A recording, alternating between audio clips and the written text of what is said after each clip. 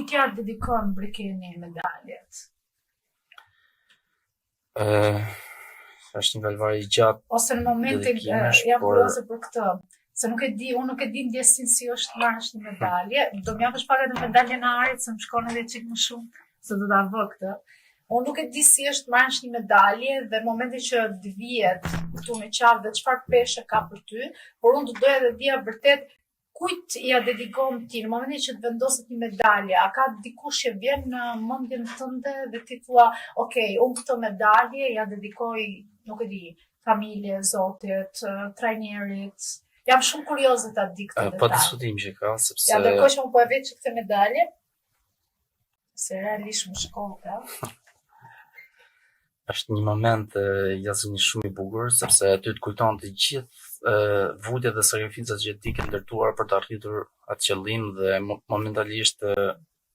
kur ti merr medaljen aty është një kënaqësi jashtëzakonisht shumë e madhe, është pa përshkrueshme për çdo lloj personi që pavarësisht sa bukur flet, po kur vjen momenti që vjen medalja, do të thonë të kujtohet të gjithë historia dhe të gjithë sakrificat që ti ke bërë për të arritur ata.